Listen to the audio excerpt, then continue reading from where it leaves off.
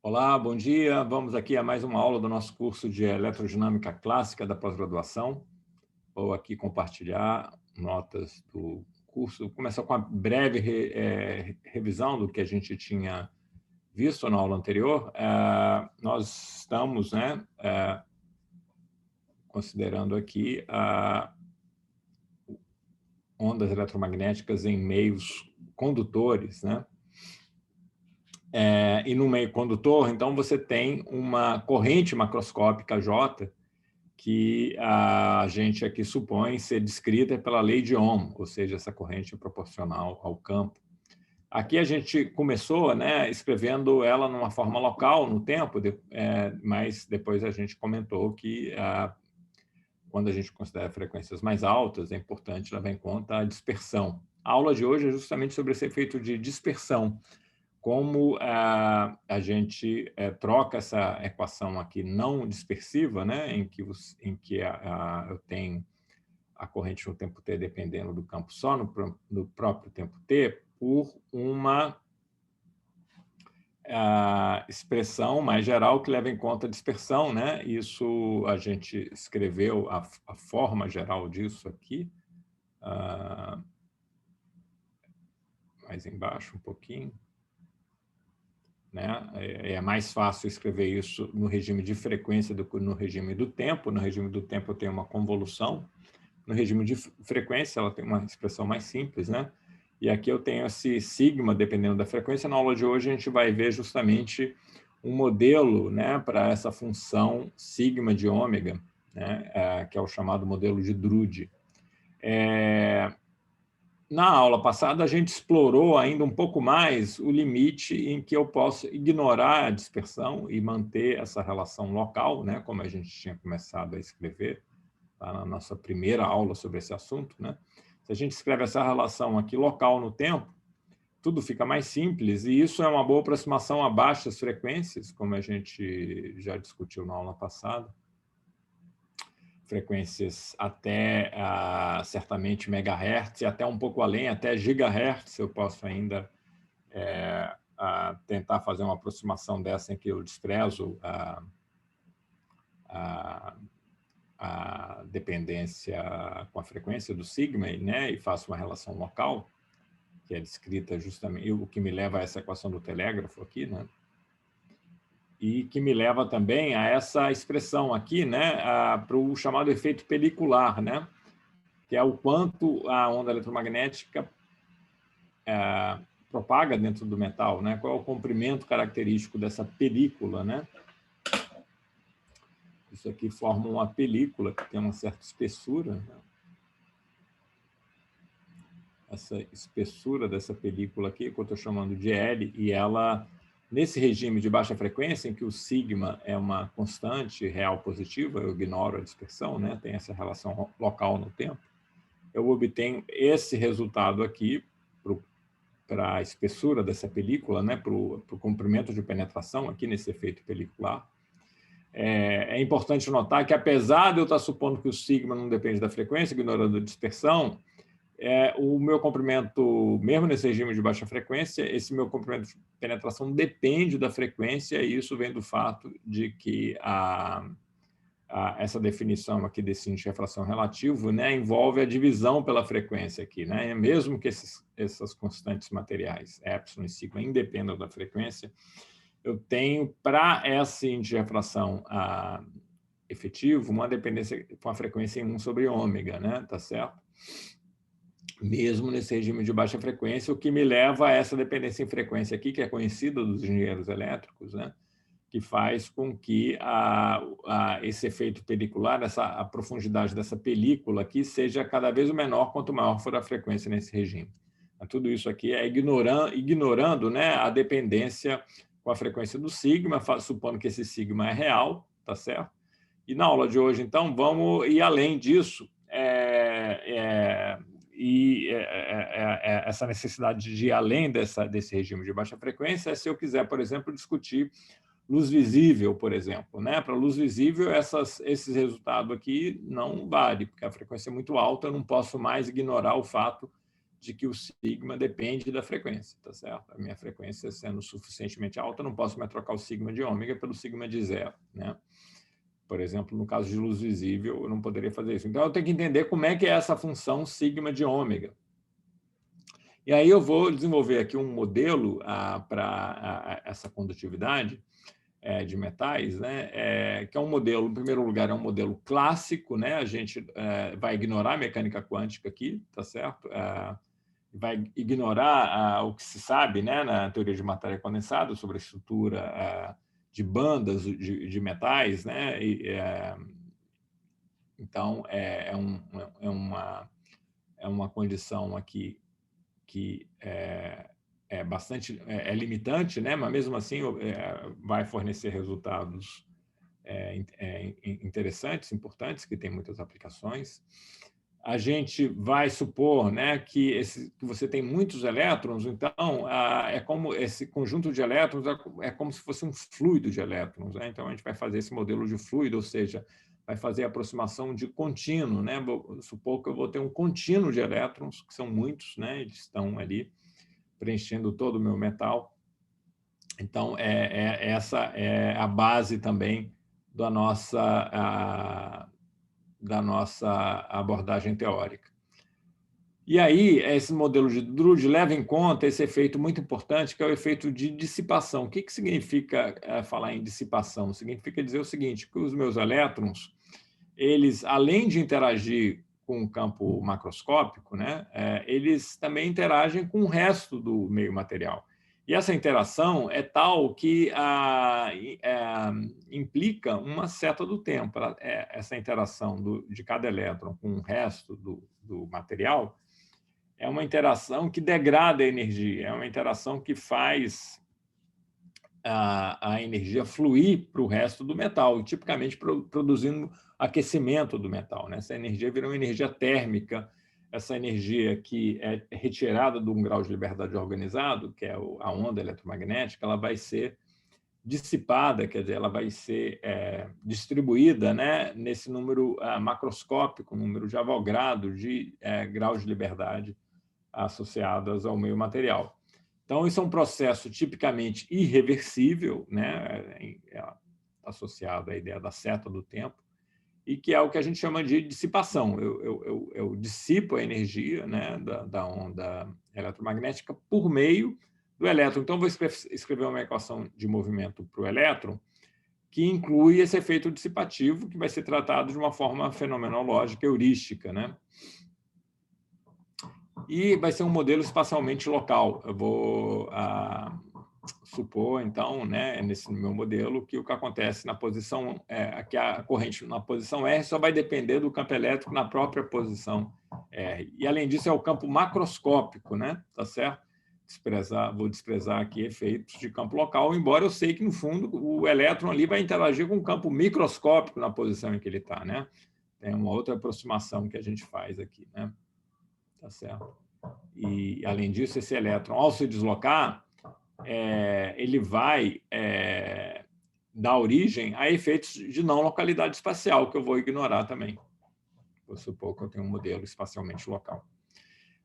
O meu ponto de partida aqui nesse modelo de fluido, né, é aquela relação entre a corrente e o campo de velocidades que eu tenho nesse meu fluido de elétrons, né, que a gente já discutiu antes, e eu vou discutir aqui novamente, rapidamente, né? Na vizinhança desse ponto R, eu defino um elemento de volume infinitesimal que tem uma área A e tem esse eixo aqui ao longo da direção do vetor velocidade nesse ponto R, né? Eu tenho um fluido de elétrons, esse fluido, e isso define um campo vetorial, um campo de velocidades, como eu faço, né, em teoria de fluidos, normalmente. Eu estou com esse campo de velocidade, eu estou com esse vetor velocidade V nessa posição R aqui, e isso aqui é um elemento de volume infinitesimal, tá certo? Então, se eu quero saber qual é a corrente que fura essa superfície aqui, ó, eu tenho que, durante um certo intervalo de tempo ΔT, contabilizar toda a carga que vai atravessar essa superfície. Essa carga que vai atravessar é a carga que está contida nesse cilindro aqui, que tem uma área dA, uma área de seção reta dA, que é a área do meu elemento de volume infinitesimal, e tem um comprimento que depende da velocidade, né? Porque o último elétron que vai, durante o tempo ΔT, atravessar aqui, vai ser esse que está a uma distância v ΔT. O elétron que está aqui, ó, durante ΔT, ele tem velocidade v, ó, ele não vai dar tempo dele chegar e furar a superfície, ele vai parar um pouquinho antes, porque ele vai viajar v ΔT, então não vai conseguir furar essa superfície. Então, o último é esse que está aqui a uma distância v vezes ΔT. É o último da fila que vai atravessar essa minha superfície durante esse intervalo ΔT. Então, isso define o meu volume, né, que é dA vezes V ΔT, e me define, então, a carga. A carga vai ser a densidade de carga vezes esse volume da região onde tem elétrons que vão atravessar a minha superfície. Então, a corrente é a carga, que é esse numerador aqui, que é a densidade de carga vezes esse volume, dividido pelo intervalo de tempo, né, que eu usei aí nessa contabilidade. Então, isso é o que é a corrente, é carga por unidade de tempo. E a densidade de corrente, J, eu estou usando J caligráfico aqui porque eu estou no regime do tempo, a densidade de corrente é a corrente por unidade de área, ele me traz informação local sobre o que acontece na vizinhança de cada ponto do espaço, né? Então, uma função do ponto do espaço. E aqui também é uma função do tempo, né? Vamos ver se eu coloco o tempo aqui também. Então, esse campo vetorial aqui, J, ele é proporcional ao campo vetorial V, né? Esse V que eu tenho em cada ponto do espaço, esse V de R. E aqui aparece a densidade de carga, a densidade volumar de carga. Ok? Então, eu vou ter que dar uma pequena paradinha aqui.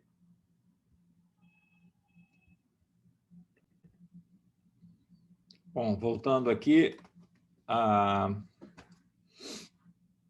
vamos lá novamente voltar para as nossas notas.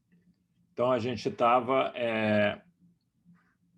relembrando essa relação entre a densidade de corrente, né, e o campo de velocidades, V, que aparece a densidade de carga.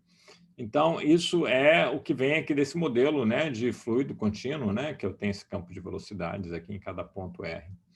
Bom, agora, então, o que eu preciso é de entender esses dois fatores que aparecem aqui, a densidade de carga de um lado e o campo de velocidades, né, para obter a minha corrente aqui no modelo de Drude. Bom, começando aqui pela densidade de cargas, eu vou supor que eu tenho uma densidade de elétrons por volume N, né? Então, esse N aqui tem dimensão de 1 sobre volume, é o número de elétrons por unidade de volume. E, portanto, como cada elétron tem carga menos E, né? E aqui, para mim, é positivo, e é o módulo da carga do elétron, e o elétron tem carga negativa, então a densidade de carga vai ser essa densidade volumar, número por volume, vezes a carga de cada elétron. E aí eu substituo aqui, né? Então, essa parte aqui já está escrita dessa forma. Eu vou supor que esse N ele é uniforme, tá? É uma hipótese adicional que eu faço aqui. Ele não depende do ponto. Esse meu V, por outro lado, então, aqui que vai estar a parte mais central do modelo de Drude. Eu vou ter um modelo dinâmico baseado, né, como a gente já falou, aqui na mecânica clássica, um modelo clássico, né, não quântico, para a dinâmica desses elétrons. Então, vou escrever uma equação de movimento, né, descreva essa dinâmica clássica de cada elétron, que é o que eu estou escrevendo aqui, né, massa vezes a aceleração do elétron, né, e aqui tem a força que o campo elétrico na posição do elétron exerce sobre o elétron, aqui aparece a carga do elétron, né? A força é a carga vezes o campo. E aqui eu estou realmente ignorando efeitos de campo local, né? Estou supondo que o campo ali que interage com o elétron é o próprio campo elétrico macroscópico, né? Vamos chamar a atenção para isso aqui. Isso aqui é o campo elétrico macroscópico, não é o campo micro, né? A rigor, deveria ser o campo micro, eu estou aproximando desse campo microscópico pelo campo elétrico médio, né? Médio espacial, que é esse campo aqui. E, finalmente, tem um termo aqui super importante, que é a força dissipativa, né?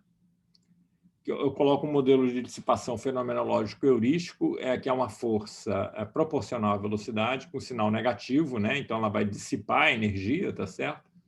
Eu tenho uma carga, o elétron aqui com sua carga menos E em massa M, né? E se desloca aqui com velocidade V, assim, eu vou ter uma força, né? Que vai estar sempre trabalhando contra, né? Então ela vai estar sempre, o trabalho dessa força aqui, como tem esse sinal menos, né? Essa força dissipativa vai estar sempre retirando energia do elétron, né? Vou escrever aqui. Essa força dissipativa vai estar sempre no sentido oposto da velocidade, então a potência, né, associada a essa força aqui, né, que é o trabalho dessa força por unidade de tempo,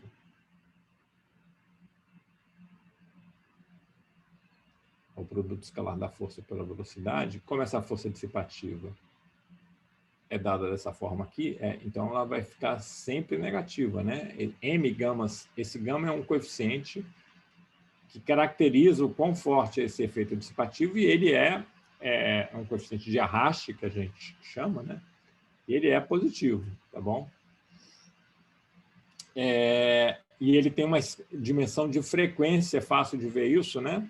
Porque aqui tem M, eu botei esse M aqui justamente para que esse coeficiente que sobra aqui seja uma frequência, né? Porque a dVdt tem a mesma dimensão de gama V. Então, como aqui tem um tempo embaixo, esse gama tem dimensão de 1 sobre tempo, ou seja, ele tem dimensão de frequência. A dimensão do gama é igual à frequência.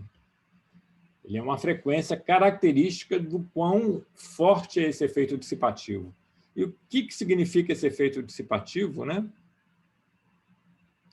É o seguinte, o meu elétron ele não interage só com o campo, ele interage também com o resto do meio material, e essa interação é de natureza dissipativa, é uma interação irreversível em que esse elétron vai perder energia, né? A gente está vendo aqui que essa potência é sempre negativa, né? Então, significa que esse elétron vai estar sempre perdendo energia para o meio material, ou seja, a energia está sendo degradada está sendo distribuída para esse meio material na forma de calor, né, de energia térmica. Essa forma de escrever, essa força dissipativa, é parecida com o que a gente faz em mecânica clássica em outros contextos, né, para descrever, por exemplo, a força de arraste, a força de dissipação quando eu me desloco num fluido, né, no ar, por exemplo. Eu posso modelizar por uma força linear com a velocidade. Esse fato de que essa força, eu estou supondo que é uma função linear da velocidade, é super importante, que vai gerar um modelo linear, né? E a lei de Ohm é linear, né? Eu não posso botar um termo aqui V ao cubo, por exemplo, que às vezes se faz para descrever dissipação no ar, né, de um objeto macroscópico. Aí eu teria um termo não linear e eu não ia obter a lei de Ohm. A lei de Ohm é fundamentalmente linear, né? A corrente final que eu vou obter a partir dessa velocidade tem que ser uma função linear do campo. Então, tem que ser uma equação diferencial linear, então esse termo dissipativo tem que ser linear aqui, né? Como é que eu resolvo isso? Bom, eu resolvo isso tomando a transformada de Fourier, que é o que a gente tem feito sempre, né? E passar do regime temporal, aqui é o campo elétrico no tempo, né, para o regime de frequência. Então, eu vou usar essa letra V assim, não cursiva, para representar a velocidade no regime de frequência, esse V de ômega.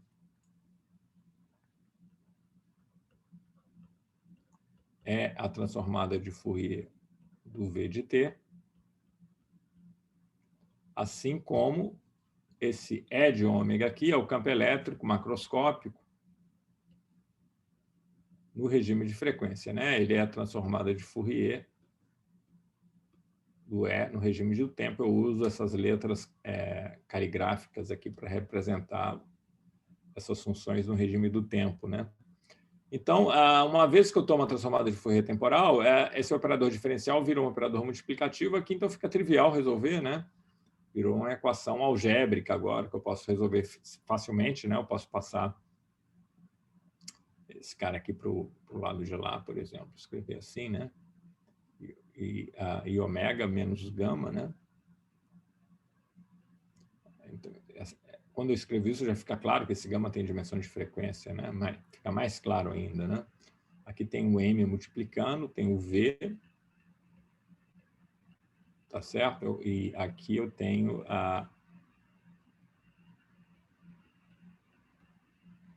Tá. O que eu estou obtendo aqui, desse jeito, é uma solução particular dessa equação diferencial de primeira ordem, e essa solução particular corresponde ao regime estacionário, na verdade, né? Tem uma solução, tem um transiente também que a gente vai ignorar aqui, porque ele não é importante, esse transiente é muito rápido, né? Tipicamente, ele não vai interessar muito para a gente. Eu estou obtendo aqui a solução no regime estacionário. E essa solução é dada aqui, né, em termos da componente da transformadora de Fourier, né? Repara que aqui aparece dividido por... Então, aqui eu obtenho a solução, né, em termos da do termo inhomogêneo, né, que é a perturbação que eu estou fazendo desse campo elétrico que eu aplico, né? Vou botar o M aqui.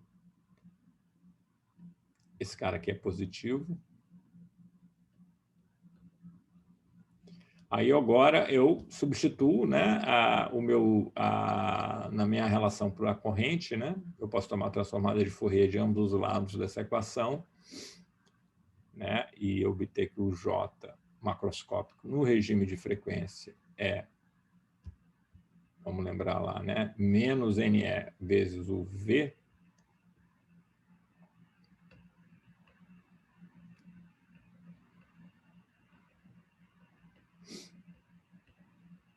Ok? Então, colocando todo mundo junto aqui, eu vou ter NE2 sobre M, que esse E vai multiplicar esse cara aqui. Tem um sinal menos que eu vou usar aqui para inverter esses dois termos aqui do denominador, né? Então, vocês veem, como eu supus uma equação diferencial linear, que minha dinâmica seja linear, eu obtenho uma corrente linear, né, no campo, o que eu quero, que a lei de Ohm, né, eu quero linear, né, é um exemplo de resposta linear, corrente linear no campo. Essa constante de proporcionalidade, né, se a gente compara lá com o que a gente escreveu antes, né, é justamente o que a gente chama da condutividade no regime de frequência, né? Aqui, né? J igual a sigma E, né? Então, esse cara aqui é a condutividade em frequência. É a condutividade que eu obtenho nesse contexto do modelo de Drude, né? Que é esse modelo com todas essas hipóteses, todos esses ingredientes, é um modelo clássico, né? Contínuo, que incorpora a dissipação e a interação com o campo macroscópico, expressando efeitos de campo local, e é espaçamento local. Aqui, né, eu estou supondo que essa corrente no ponto R, depende do campo elétrico no próprio ponto R. Eu nem estou escrevendo aqui o valor do R, mas é local. É o mesmo R que está aqui, ele aparece aqui também. Esse sigma, quando eu divido ele por ε0, ele tem dimensão de frequência, e acho que vale a pena a gente introduzir uma notação que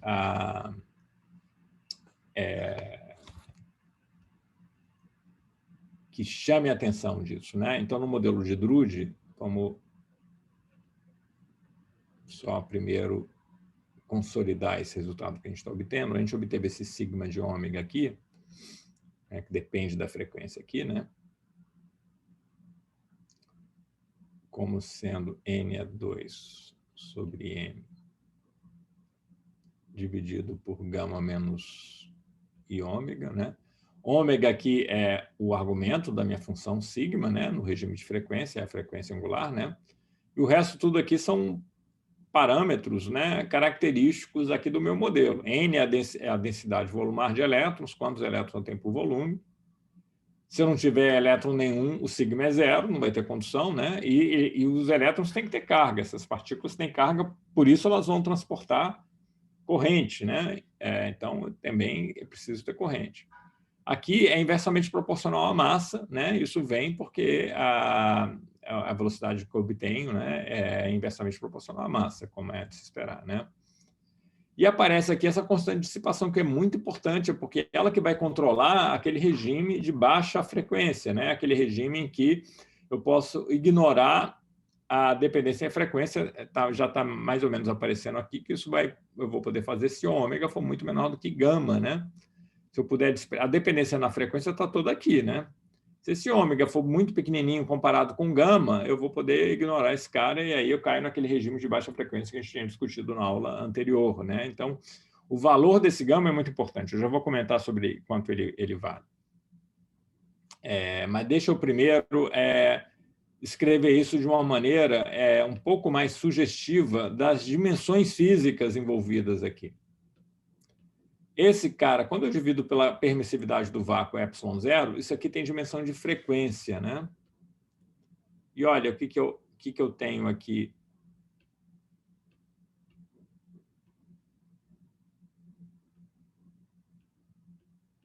No numerador. Tenho esse coeficiente que, se eu tiver certo, como isso aqui é uma frequência, eu tenho uma frequência no numerador, isso aqui tem que ser uma frequência ao quadrado. De fato, isso é o que a gente chama de frequência de plasma ao quadrado, que está aparecendo ali.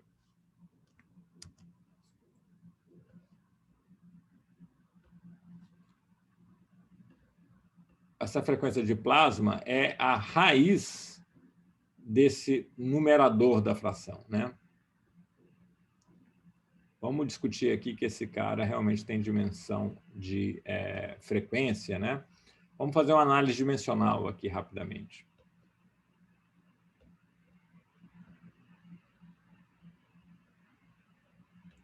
O E2 sobre ε0, ele tem dimensão, é só lembrar da fórmula para a energia potencial eletrostática, né? Ele tem dimensão de energia, né? Vezes comprimento. Vou chamar a dimensão de comprimento aqui de L, tá bom? Então, quando eu pego E2 sobre ε0, que é energia vezes comprimento, e divido pela massa, a energia eu posso pensar que é massa vezes velocidade ao quadrado, né? Então, olha, a dimensão de E2 sobre m ε0 vai ser a dimensão de L, tem esse L aqui, né? E aqui tem energia sobre massa, né? Mas a energia cinética, por exemplo, mv2 sobre 2, é massa vezes velocidade ao quadrado, né? Então, divido por essa massa, fica só com velocidade ao quadrado, que é L2 sobre T2. Aqui a gente já está com todos os ingredientes quase. Só falta eu multiplicar pelo N, né?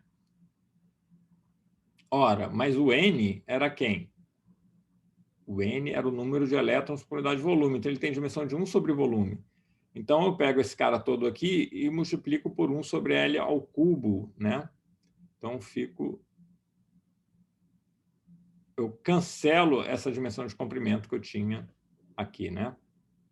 Então, eu fico com dimensão de 1 sobre tempo ao quadrado, que é a mesma coisa que frequência ao quadrado, né? Então, esse cara aqui realmente é uma frequência ao quadrado e a raiz dele é o que a gente chama de frequência de plasma. Ela, para a maioria dos metais, é da ordem de 10 a 16 Hz.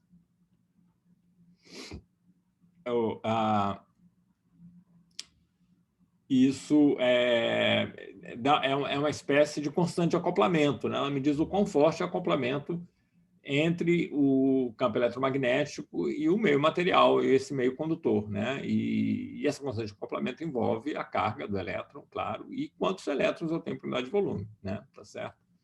Essa combinação aqui é uma combinação que é uma frequência ao quadrado, a raiz dele é uma frequência, que é essa frequência de plasma, né?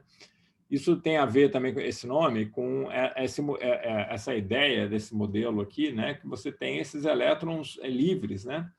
Isso eu não comentei, eu deveria ter comentado, né? Quando eu escrevo essa equação de movimento para o elétron, estou supondo que o elétron interage apenas com o campo, mas ele está livre, exceto por esse termo dissipativo, né? Ele não está preso a um dado átomo, porque esse é um elétron de condução, né? Então eles estão deslocalizados, ele não pertence a um dado sítio do cristal, do meio cristalino, lá do meio metálico. Ele está deslocalizado, não tem nenhuma força restauradora, ele não tem aqui nenhuma força derivada de um potencial confinante, né? Então, daí esse nome essa é a ideia de um plasma, né? Que você tem partículas carregadas livres, né? Então, isso justifica porque isso aqui se chama de frequência de plasma. Você tem um plasma de elétrons, né?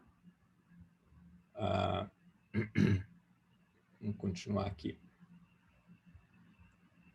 Bom, vamos discutir um pouquinho agora. Então, a gente já viu aqui que eu posso dizer que o meu sigma de ômega, eu vou passar a escrevê-lo, né, em termos dessa frequência de plasma, até porque a dimensão fica mais óbvia nesse caso, né? Ele é a frequência de plasma ao quadrado dividido, né, por gama menos I ômega. Tá bem? Fica óbvio que o sigma tem dimensão de frequência vezes ε0, tá certo? Que é a dimensão correta no sistema internacional. Então, tem duas frequências envolvidas aqui. Tem essa frequência de plasma, né, que tem a ver com a intensidade do acoplamento da onda eletromagnética com o meio material, com esse fluido de elétrons, mas eu tenho uma outra escala de frequência também, que é esse gama, que veio daqui, ó, que é essa frequência que caracteriza o quão forte é o processo dissipativo, o quão forte é esse processo de dissipação de energia para o meu meio material, né? E é uma frequência também. Esse gama, ele é muito menor do que o ômega P, tá certo? Que é da ordem de 10. Esse gama é da ordem de 10 a 13, depende do metal, tem metais melhores e metais piores, né? Um metal pior vai ter mais dissipação, um metal menor vai ter menos dissipação. Então, isso está na faixa entre 10 a 13 e 10 a 14 Hz. Algumas ordens de grandeza menor do que o ômega P, tipicamente, né? O ômega P, né? Vou dar um exemplo aqui para o ouro, né? Esse ômega P, muitas vezes a gente expressa ele em termos de um comprimento, né? Que é o comprimento de onda de plasma.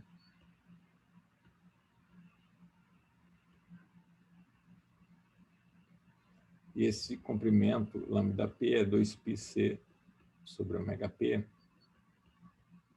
E ele, para a maioria dos metais, para o ouro, por exemplo, mas outros metais também, ele é 137 nanômetros, né? Então, a gente pode fazer uma conta aqui bem rápida.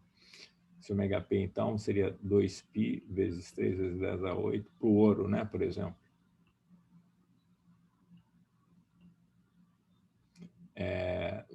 10 a 8. Estou aqui no sistema internacional, nem vou botar a unidade por enquanto, isso aqui vai dar um valor em hertz, né? E aqui eu divido por 137, né? Vezes 10 a menos 9. Passo aqui para metro, né? Para fazer a conta no sistema internacional. Aqui eu tenho 2π, né? Vamos fazer essa conta aqui rapidamente.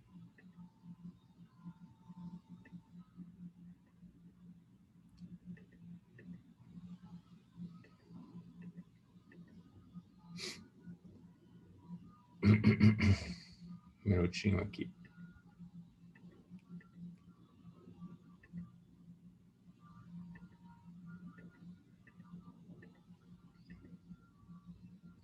Então, isso aqui, ó, vai me dar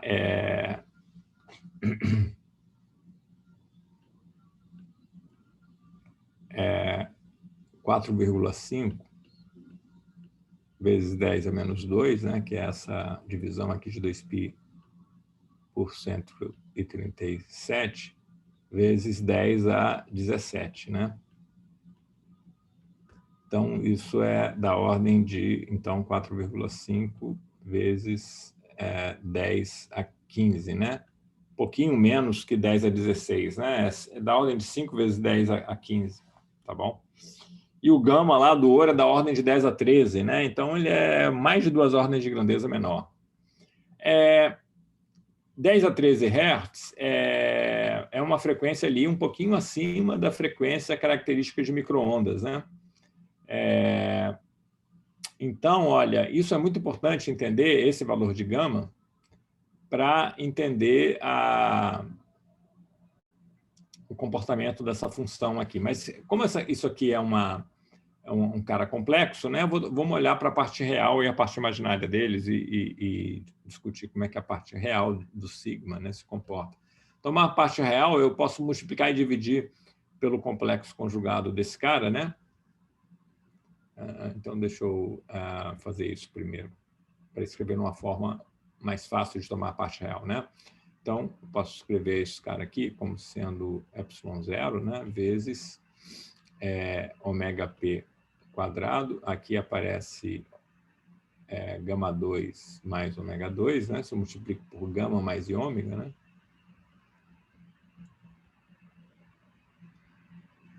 Então, esse cara tem uma parte real e uma parte imaginária. Vamos olhar aqui para a parte real, né? A parte real vai vir aqui desse gama, né?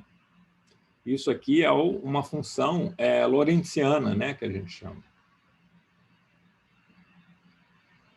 Que tem uma largura, meia altura, gama, justamente. Então, vou fazer o gráfico aqui disso rapidamente.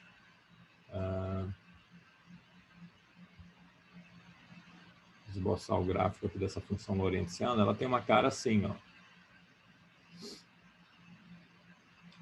Isso aqui como função da frequência, né? Aqui eu estou fazendo o gráfico da parte real do sigma. Então, ela vai ter um pico, ó, e vai cair, e o valor aqui, ó, da largura, a meia altura, aqui eu tenho um valor máximo, que é o valor em frequência zero. Em frequência zero, o sigma é real. Ó. Se eu boto o ômega para zero aqui, não tem mais esse cara com parte imaginária, né? Então, esse valor real é ε0, ômega p quadrado, sobre gama, né? Certo? Dá para ver daqui também, ou dá para ver daqui, né? Tanto faz. É o valor aqui, a frequência zero. É o sigma de zero, né? O sigma de zero é real, positivo. É o cara que a gente estava chamando de sigma no modelo não dispersivo, né? E ele é dado por essa relação aqui, que eu já vou discutir um pouquinho, mas antes deixa eu discutir aqui essa dependência. Aqui não tem a gama quadrada, né? Um minutinho aqui. É só dividido por gama aqui para ter a dimensão certa, né? Sigma sobre ε0 tem dimensão de frequência, e no modelo de Drude, essa condutividade estática é a frequência de plasma ao quadrado dividido por essa frequência associada à dissipação, né? Por esse coeficiente de dissipação que tem dimensão de frequência. Então, ômega p quadrado sobre gama é, de fato, uma frequência, e essa frequência é o sigma sobre ε0, o sigma estático sobre ε0.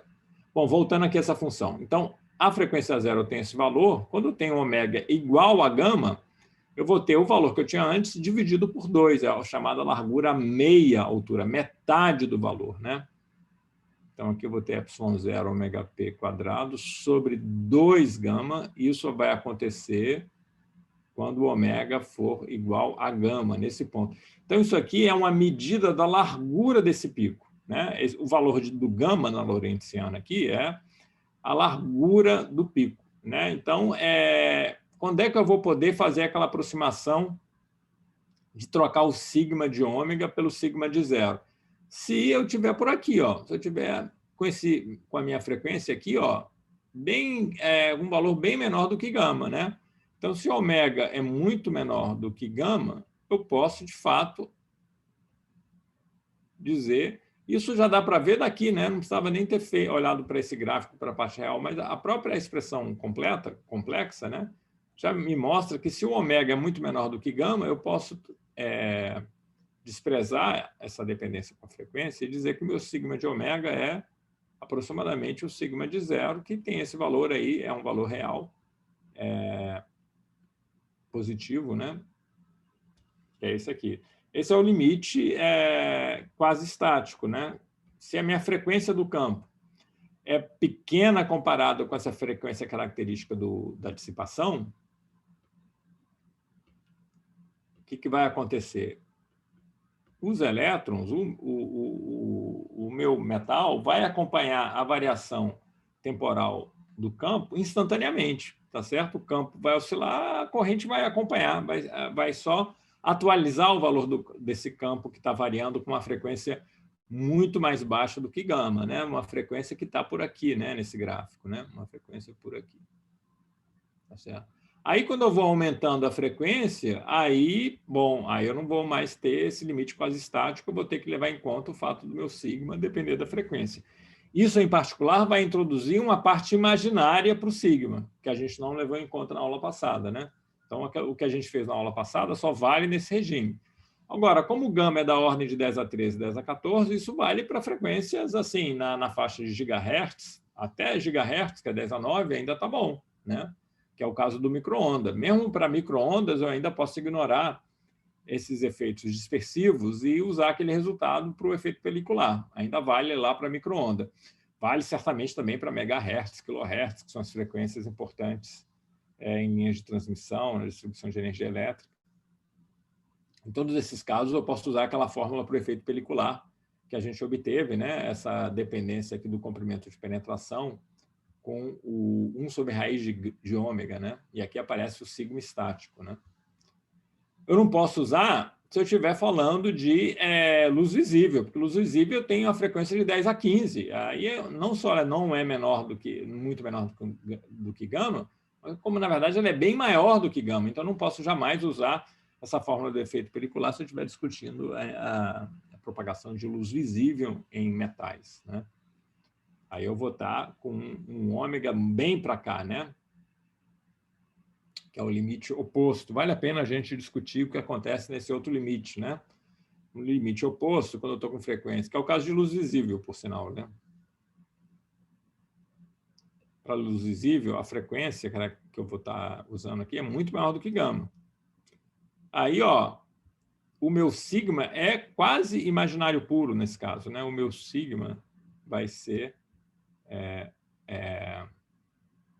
I aproximadamente, né? I epsilon 0 ômega p quadrado, né?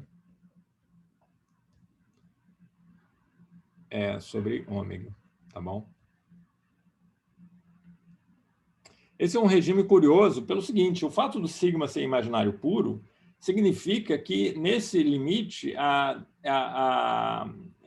se eu acreditar nessa expressão aqui, não tem troca de energia, né? Tá certo? Porque a minha corrente, lembrando que a corrente é sigma vezes E,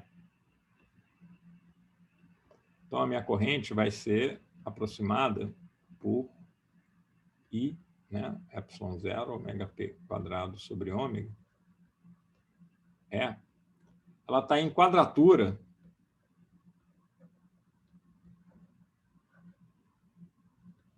com o campo. Aí, quando eu vou calcular a potência transferida para o meio material, né?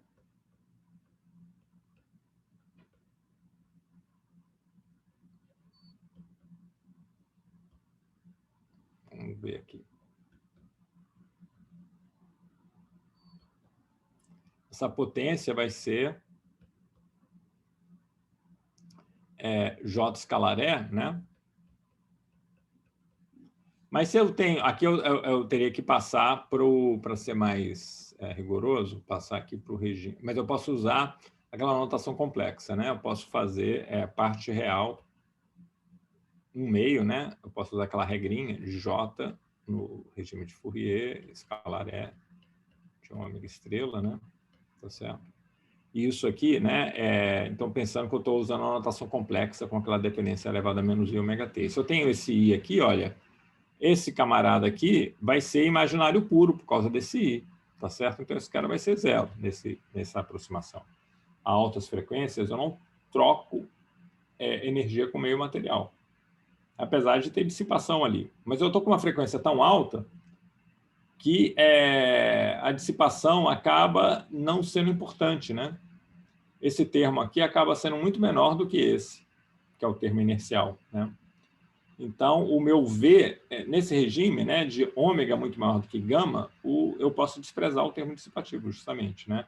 Eu estou fazendo uma perturbação aqui, né, que é o meu campo elétrico, tão rápida que a dissipação fica irrelevante, a minha velocidade fica muito pequena, e aí o M gama V fica muito pequeno, não dissipa, né, nesse regime.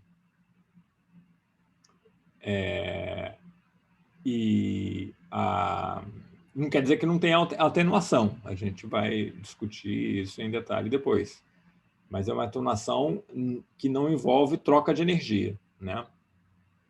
É o que acontece com a luz visível no metal lá. E isso é uma outra maneira de pensar, né? Seria escrever no regime temporal, né? No regime temporal, no tempo, quando eu tenho esse I, por causa desse I aqui, né? Se eu tenho um E de T que é da forma E0 cosseno de ômega t, né? Vezes um certo vetor unitário, por causa do I, né? O J, quando eu tomo a parte real, né? Tendo esse I aqui, eu vou pegar